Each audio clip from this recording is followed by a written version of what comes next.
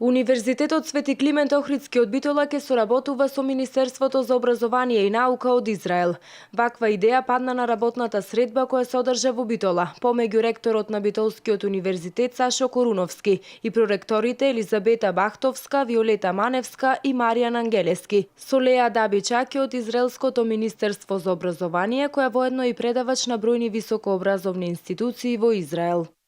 На работната средба во Битола, Дабичаки и раководството на Универзитетот Свети Климент Охридски ги разгледаа можностите за академска соработка со соодветните институции од Израел и разменија идеи за проектна соработка во рамките на расположливите фондови за поддршка, информираа денеска од Универзитетот Свети Климент Охридски од Битола.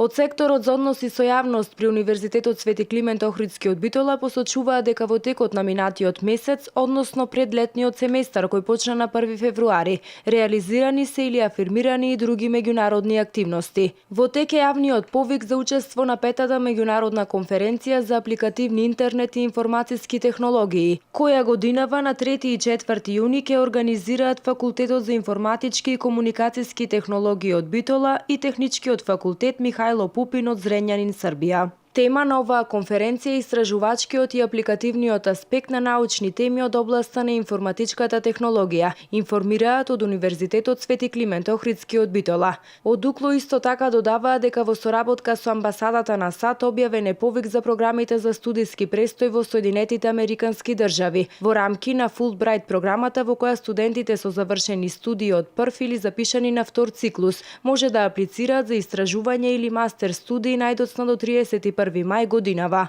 На својата официјална веб страница УКЛО го објави и повикот на ИПА програмата за прекугранична соработка меѓу Република Грција и Република Македонија, чиј краен рок за поднесување на проектните предлози е 31 март 2016 година, а финансиските средства кои што се достапни за проектните предлози на двете држави се во износ од 20.461.530 евра.